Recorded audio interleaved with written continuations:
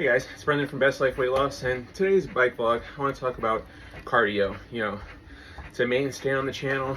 I'm always talking about picking your cardio, doing your cardio.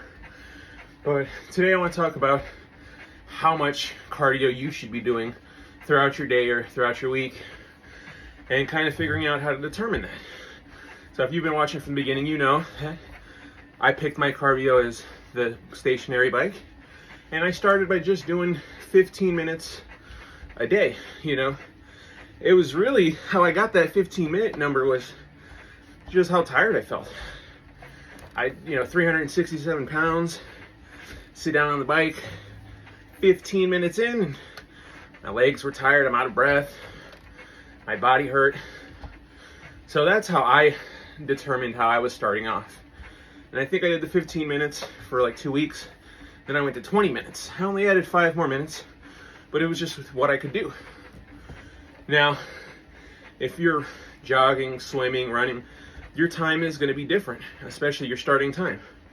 Now, if you're outside power walking with a purpose, and that's how you're starting your weight loss journey, power walk before. And a good starting point is 15-20 minutes, just like the bike. I know I said it'd be different, but if you're fucking out there jogging full sprint, obviously you're gonna do that until you get tired. I feel like power walking is something you can maintain, and then if you get tired, you stop. I always say, if you're out there walking, walk with a purpose. You start to get tired, slow it down for a minute, continue. When you're out there walking, you can do minute intervals of full speed, 1 minute walking, full speed, 1 minute walking. And that way, you'll increase your endurance over time for your walk. Other forms of cardio, treadmill and stuff, I can't speak on the exact amount that you're going to want to start with. But, start with setting yourself up for the 15 to 20 minute mark. Say you're doing a treadmill, time yourself. You get to that 20-minute mark, now you're going to feel, can I keep going? If you feel like you can keep going without injuring yourself, you keep going. You set your timer, you get done. Man, I did 27 minutes on the treadmill. Now you can do that. So you never want to go below that when you're doing your workout. The first time I hit 30 minutes on the bike, I felt really proud of myself. And I remember telling myself, hey, I can't go back. I won't go back, So I never try and decrease the amount of time when I'm on the bike, especially in the beginning. So, now, one thing that if you look on Google, a lot of people say you should be doing 150 minutes of cardio a week. And that's wonderful. If you break that up into like 5 days, you could be doing about 20 to 30 minutes of cardio every day. And you should be living a healthy life. Now, it doesn't matter how much cardio you're doing if you're not sitting in a calorie deficit to lose weight. So all those factors are going to come into play. But the more cardio you're doing, the more time you're increasing, the more calories you can intake for your calorie deficit. So when I first started, I remember I Googled the effectiveness of doing cardio on the bike. Just sitting there, how much time you should be doing. And for zone 2, if you're not going super crazy speed, I saw you should be doing at least an hour. So I remember, 2-3 months in, when I strove for my first hour.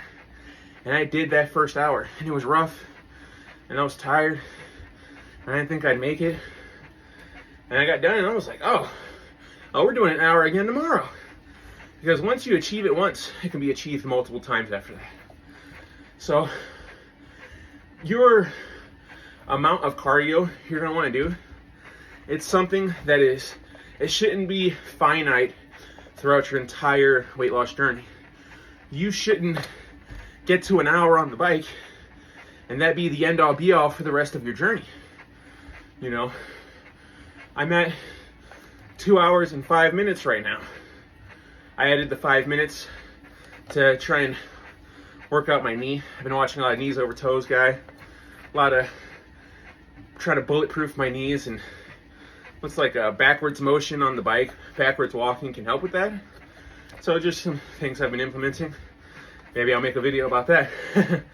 But, you know, increasing the amount of time you're doing, that is going to go hand in hand with just your overall nutrition and diet.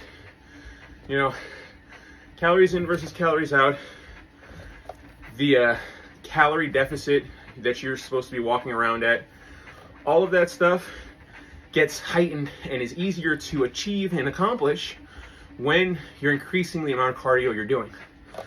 You know, if you've seen the other videos, you know that I've talked about the many benefits of cardio.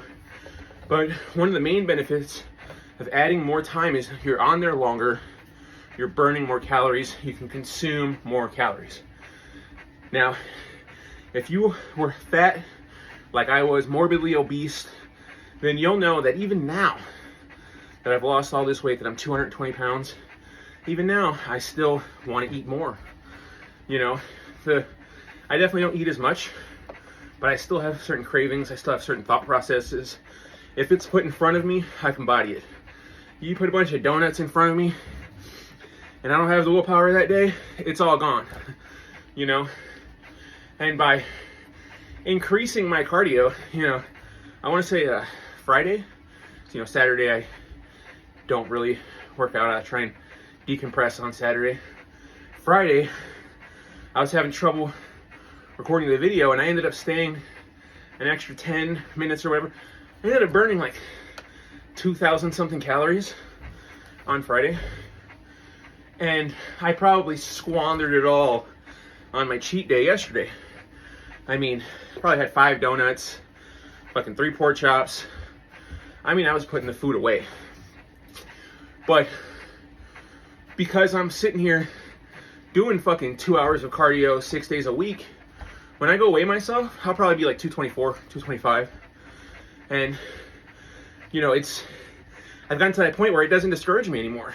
Where on Friday I weighed myself, I was 220, 221, feeling like the man. Fucking ate like dog shit yesterday. I probably consumed 3,000 plus calories yesterday. I'm gonna weigh myself today. I'm sure I'm gonna be in the upper range of 225, maybe 226.